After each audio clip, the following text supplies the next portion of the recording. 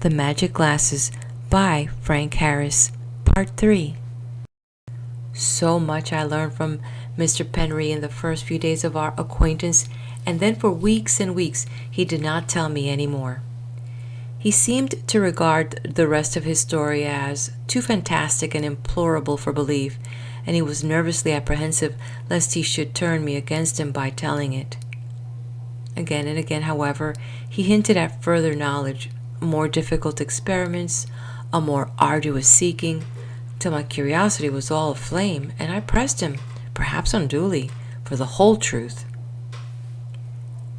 In those weeks of constant companionship, our friendship had grown with almost every meeting.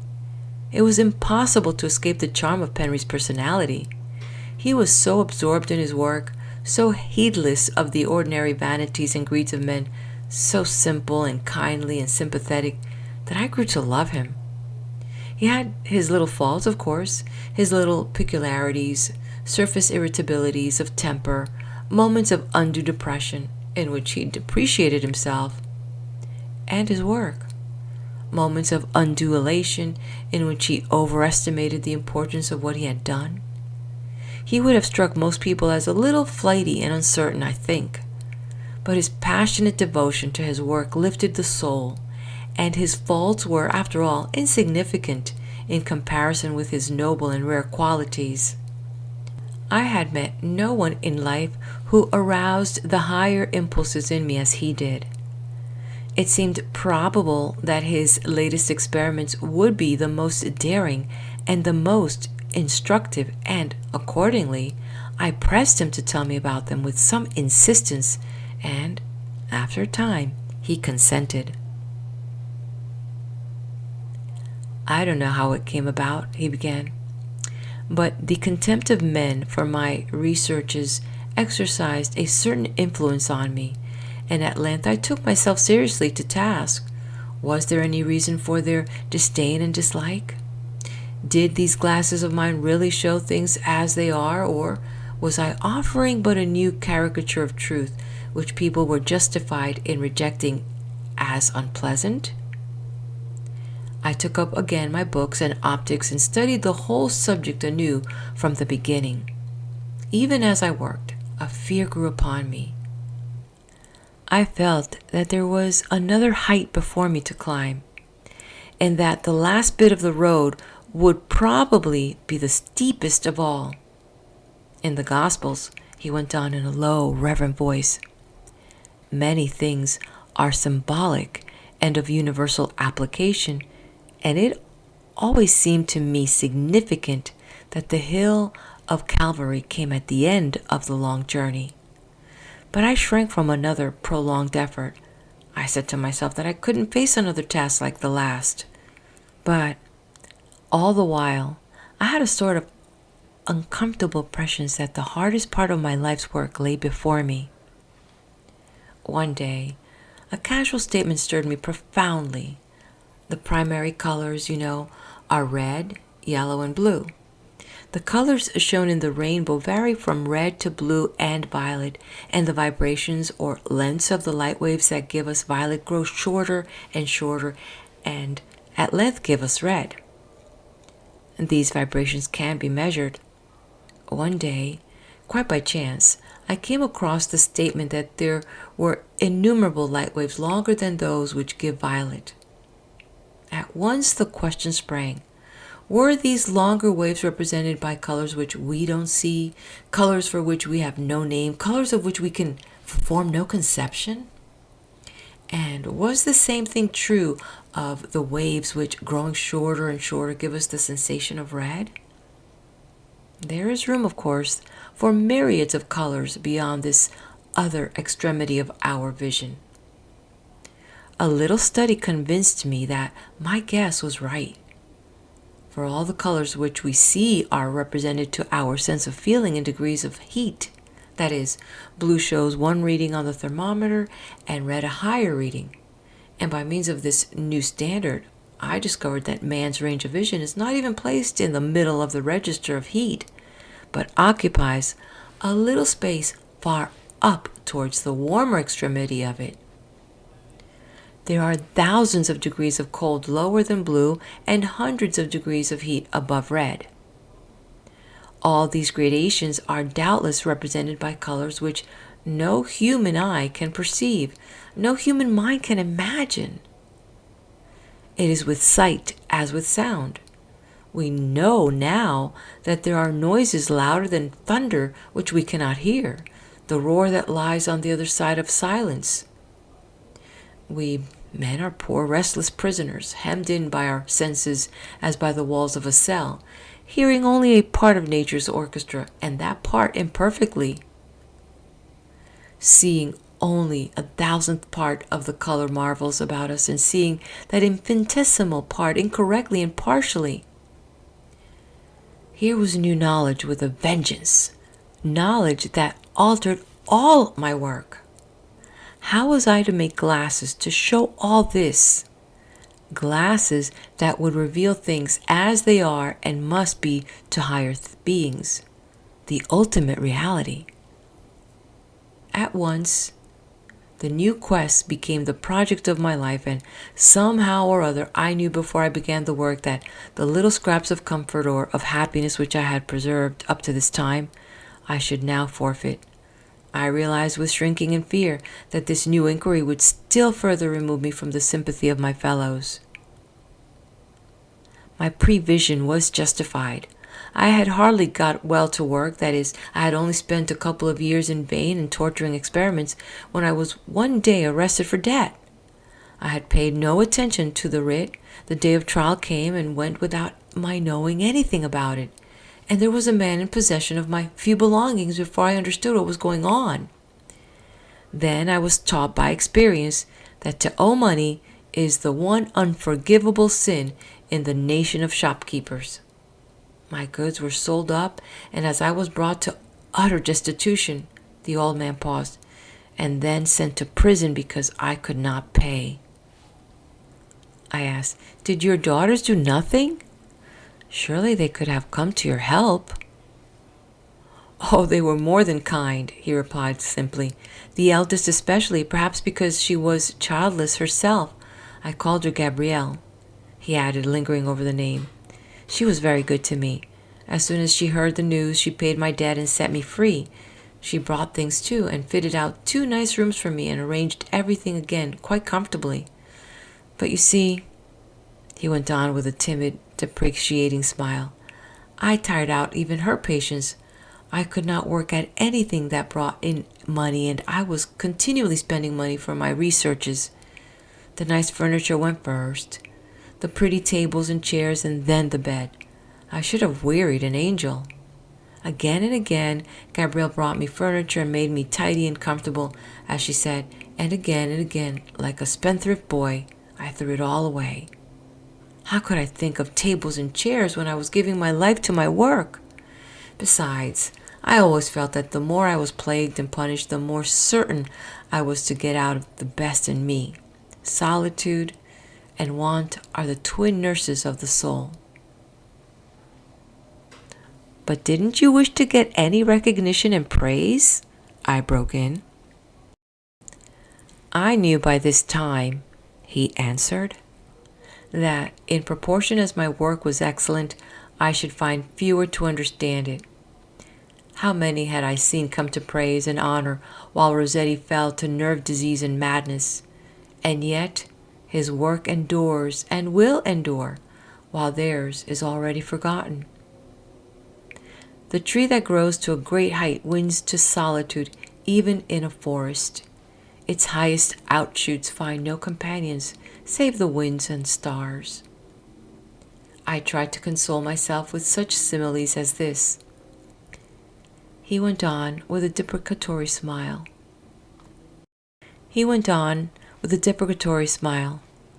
"For the years passed, and I seemed to come no nearer to success. At last, the way opened for me a little, and after 8 or 10 years of incessant experiment, I found that partial success was all I should ever accomplish. Listen, there is not one pair of eyes in 1,000,000 that could ever see what I had taught myself to see.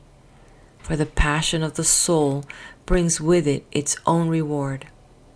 After caring for nothing but truth for 20 years, thinking of nothing but truth, and wearying after it, I could see it more clearly than other men, get closer to it than they could. So the best part of my labor, the highest result of it, became personal, entirely personal, and this disappointed me. If I could do no good to others by it, what was my labor but a personal gratification? And what was that to me, at my age? I seemed to lose heart, to lose zest. Perhaps it was that old age had come upon me, that the original sum of energy in me had been spent, that my bolt was shot. It may be so. The fact remains that I lost the desire to go on. And when I had lost that, I woke up, of course, to the ordinary facts of life once again. I had no money. I was weak from semi-starvation and long vigils, prematurely old and decrepit. Once more, Gabrielle came to my assistance. She fitted up this room, and then I went out to sell my glass as a peddler. I bought the tray and made specimens of all the spectacles I had made, and hawked them about the streets. Why shouldn't I? No work is degrading to the spirit, none, and I could not be a burden to the one I loved. Now I knew that my best efforts would not benefit others. I did not get along very well. The world seemed strange to me, and men a little rough and hard. Besides, the police seemed to hate me. I don't know why. Perhaps because I was poor, and yet unlike the poor they knew. They persecuted me, and the magistrates before whom they brought me always believed them and never believed me. I have been punished times without number for obstruction, though I never annoyed anyone. The police never pretended that I had cheated or stolen from anyone before. But after all, this latest charge of theirs brought me to know you and gave me your friendship. And so I feel that all the shame has been more than made up to me. My heart burned within me as he spoke so gently of his unmerited sufferings. I told him I was proud of being able to help him. He put his hand on mine with a little smile of comprehension. A day or two later, curiosity awoke in me again, and I asked him to let me see a pair of the new glasses, those that show the ultimate truth of things. Perhaps some day, he answered quietly. I suppose my face fell, for after a while he went on meditatively. There are faults in them, you see, shortcomings and faults in you, too, my friend. Believe me, if I were sure that they would cheer or help you in life, I would let you use them quickly enough. But I'm beginning to doubt their efficacy. Perhaps the truth of things is not for man. When we entered the court on the day of Penry's trial, Morris and myself were of opinion that the case would not last long and that it would certainly be decided in our favor. The only person who seemed at all doubtful of this issue was Penry himself. He smiled at me, half pityingly, when I told him that in an hour we should be on our way home. The waiting seemed interminable, but at length the case was called. The counsel for the prosecution got up and talked perfunctorily for 5 minutes with a sort of careless unconcern that seemed to me callous and unfeeling. Then he began to call his witnesses. The workman, I noticed, was not in the court. His evidence had been rather in favor of the accused, and the prosecution, on that account, left it out. But Mr. Ollett, as he called himself, of I. Alborn, was even more voluble and vindictive than he had been at the police court. He had had time to strengthen his evidence, too, to make it more bitter and more telling, and he had used his leisure malignantly. It seemed to me that everyone should have seen his spite and understood the violence of his motives. But no, again and again, the judge emphasized those parts of his story which seemed to tell most against the accused. The judge was evidently determined that the jury should not miss any detail of the accusation, and his own bias appeared to me iniquitous. But there was a worse surprise in store for us. After Hallett, the prosecution called the Canon of Westminster, a stout man, with heavy jowl and loose, suasive lips. Canon Baton. He told us how he had grown interested in Penry and in his work, and how he had bought all his earlier glasses, the Rossetti glasses as he called them. The canon declared that these artistic glasses threw a very valuable light on things, redeemed the coarseness and commonness of life, and made reality beautiful and charming. He was not afraid to say that he regarded them as instruments for good, but the truth-revealing glasses seemed to excite his utmost hatred and indignation. He could not find a good word to say for them. They only showed, he said, what was terrible and brutal in life. When looking through them, all beauty vanished. The charming flesh covering fell away, and you saw the death's head grinning at you. Instead of parental affection, you found personal vanity. Instead of the tenderness of the husband for the wife, gross and common sensuality. All high motives withered, and instead of the flowers of life, you were compelled to look at the worm-like roots, at the clinging dirt. He concluded his evidence by assuring the jury that they would be doing a good thing if they put an end to the sale of such glasses. The commerce was worse than fraudulent, he declared. It was a blasphemy against God and an outrage on human nature. The unctuous canon seemed to me worse than all the rest. But the effect he had on the jury was unmistakable, and our barrister, Simmons, refused to cross-examine him. To do so, he said, would only strengthen the case for the prosecution, and I have no doubt that he was right, for Morris agreed with him. But even the prosecuting witnesses did not hurt us more than the witnesses for the defense. Mr. Penry had been advised by Mr. Morris to call witnesses to his character, and he had called a half-dozen of the most respectable tradesmen of his acquaintance. One and all did him harm rather than good. They all spoke of having known him 20 years before, when he was well-to-do and respectable. They laid stress upon what they called his fall in life. They all seemed to think that he had neglected his business and come to ruin by his own fault. No one of them had the faintest understanding of the man or of his work. It was manifest from the beginning that these witnesses damaged our case, and this was apparently the view of the prosecuting barrister, for he scarcely took the trouble to cross-examine them. It was with a sigh of relief that I saw Mr. Penry go into the box to give evidence on his own behalf. Now, I thought, the truth will come to light. He stated everything with the utmost clearness and precision, but no one seemed to believe him. The wish to understand him was manifestly wanting in the jury, and from the beginning the judge took sides against him. From time to time, he interrupted him just to bring out what he regarded as the manifest falseness of his testimony. "You say that these glasses show truth," he said. "Who wants to see truth?" "Very few," was Penry's reply. "Why, then, did you make the glasses?" went on the judge, "if you knew that they would disappoint people?" "I thought it my duty to," replied Penry. "Your duty to disappoint and anger people?" retorted the judge. "A strange view to take of duty, and you got money for this unpleasant duty, didn't you?" "A little," was Penry's reply. "Yes, but still you got money," persisted the judge. "You persuaded people to buy your glasses, knowing that they would be disappointed in them, and you included them to give you money for the disappointment. Have you anything else to urge in your defense?" I was at my wit's end. I scarcely knew how to keep quiet in my seat. It seemed to me so easy to see the truth.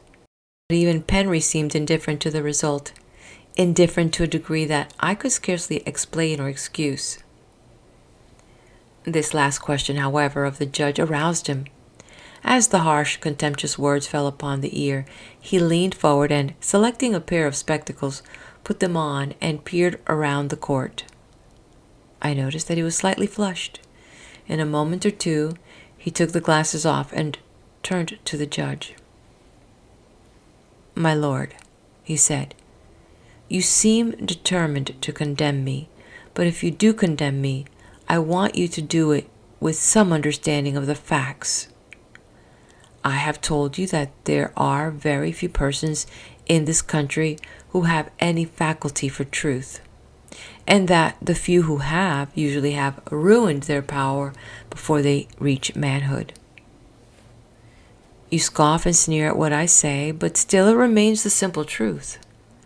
I looked around the court just now to see if there was anyone here young enough, ingenious enough, pure enough to give evidence on my behalf. I find that there is no one in the court to whom which I can appeal with any hope of success. But, my lord, in the room behind this court there is a child sitting, a girl with fair hair, probably your lordship's daughter. Allow me to call her as a witness.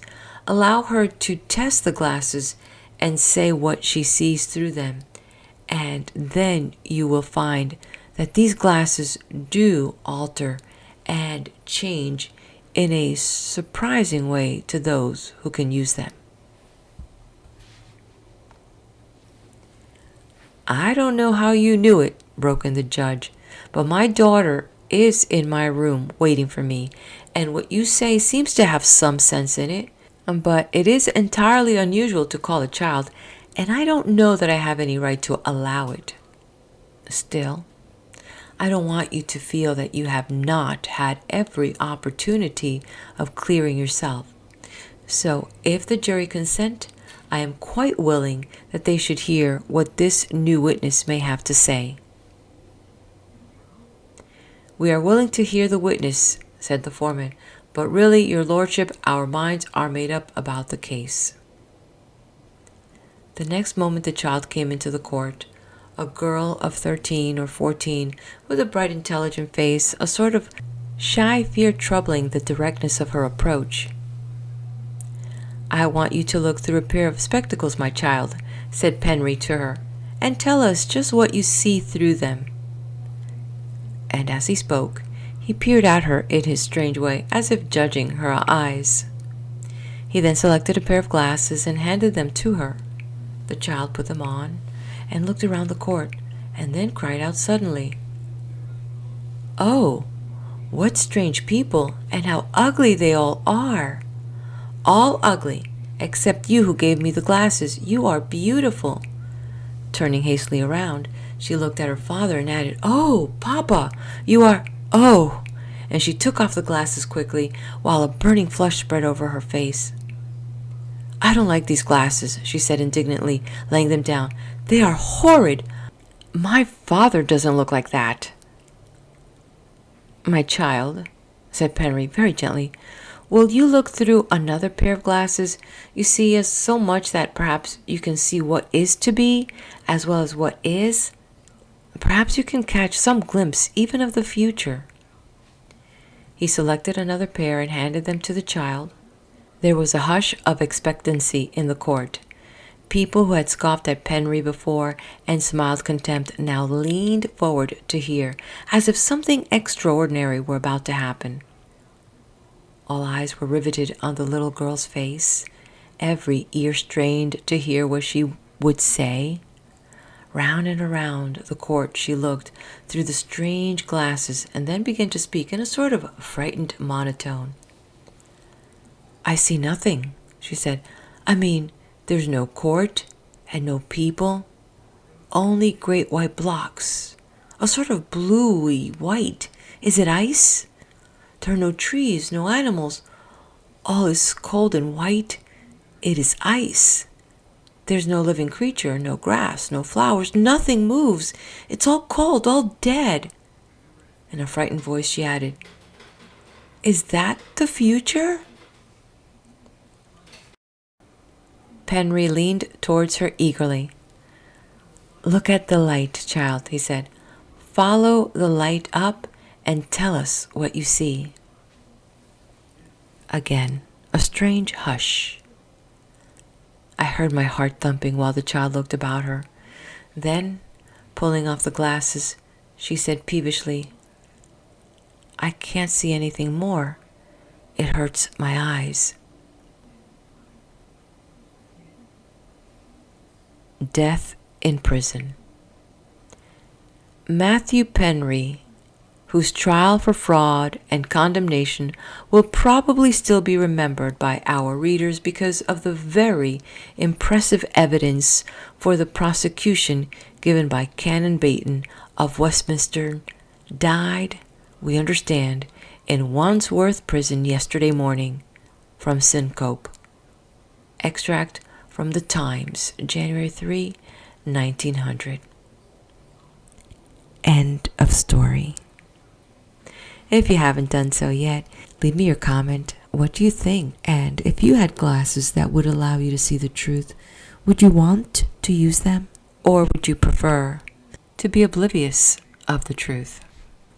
So many questions. Please do, if you haven't done so, if you like what you see or hear here, do subscribe, share this with your friends. And till we meet again at the next video here in my channel, wherever that may be.